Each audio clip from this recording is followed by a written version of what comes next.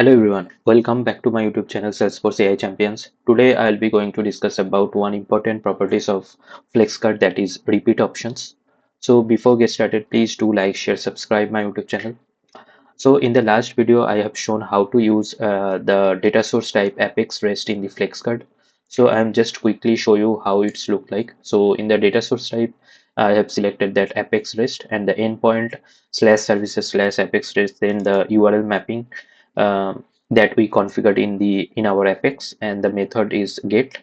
And I'm just quickly show you the Apex. The Apex is mentioned means mentioned as the noted annotation as REST resource, and the URL mapping is account. And so whenever we are just annotating an Apex as REST resource, so we need to configure that as a global.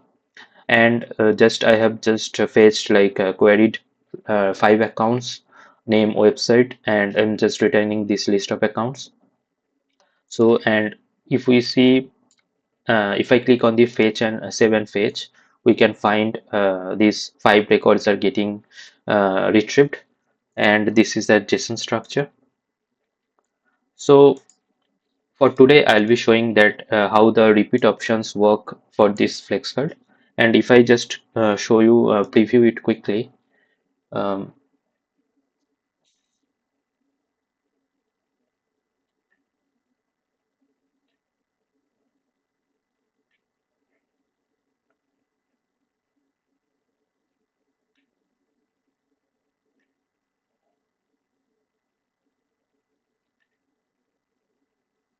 it's getting previewed. So we can see that the table is showing, but it's getting repetitive. So it's getting repetitive for the number of 5 records. So this is the default behavior of the flex card.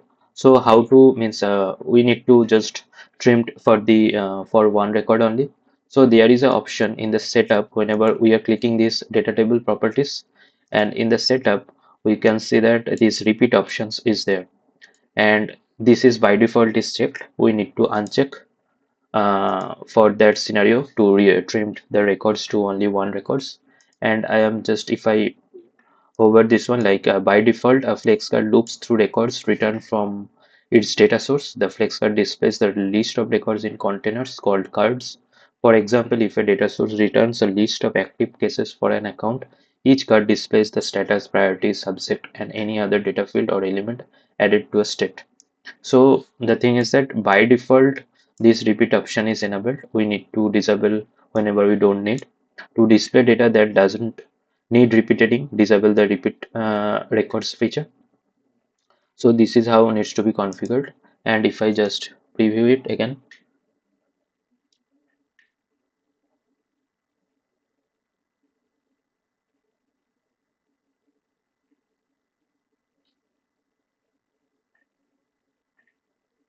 and I think we need to activate this one to get proper preview.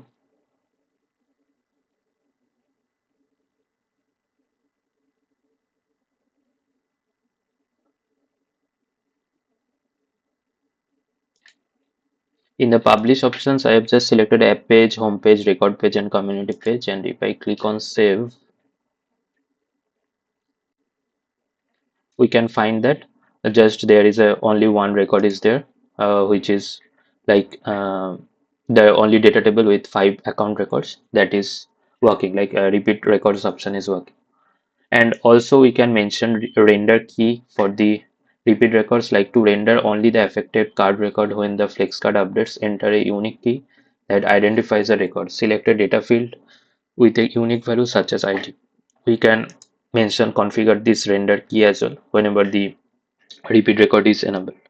So in the next session, I'll be showing how to configure this flex card for a OmniScript support. So there is an option OmniScript support whenever we need to check this one, so that we can use this flex card directly in the OmniScript through a custom LWC. So I'll show that in the next session. So please stay tuned. Please do like, share, subscribe my YouTube channel. Thank you.